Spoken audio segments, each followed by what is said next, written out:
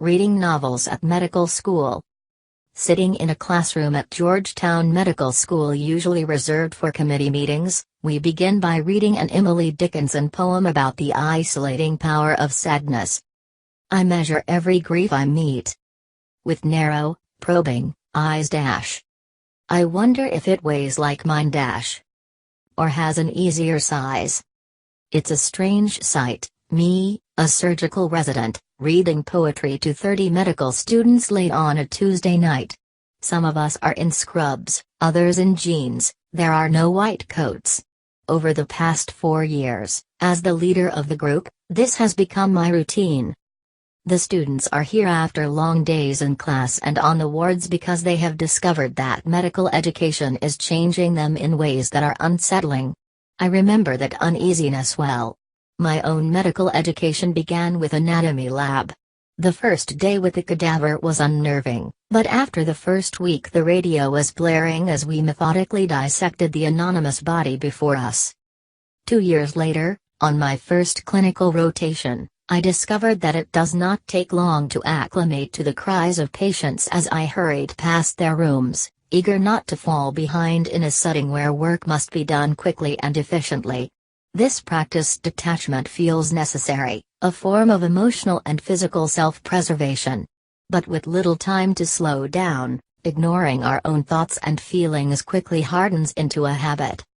During my first year in medical school, I found myself gravitating toward my old comfort zone, literature. As an English major, I had grown accustomed to the company of books and was feeling their absence now that Don Quixote had been displaced by Netter's Atlas of Human Anatomy. I could look to Netter for concrete answers, but I needed Cervantes to help me formulate questions I had trouble pinning down, like why it was so easy to ignore the dead, and later, living, bodies around me? Illustrated cross-sections of the brain did little to illuminate the workings of my own mind. I needed time and space for introspection. The solution came in the form of a book club that later became an official course. At Georgetown, the goal of our new literature and medicine track is to foster habits of reflection over 4 years of medical school. On the surface, the assigned books have nothing to do with medicine. We read no patient narratives, doctors' memoirs or stories about disease.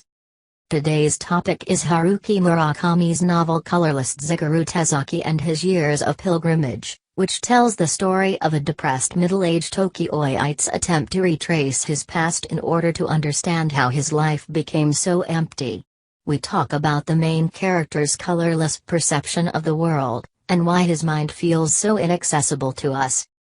I receive an email from a student later that evening. He, an aspiring psychiatrist, tells me the story of a much-admired college mentor. I heard last week that he committed suicide. I am still crushed, he writes. He was diagnosed with depression but seemed to be doing great.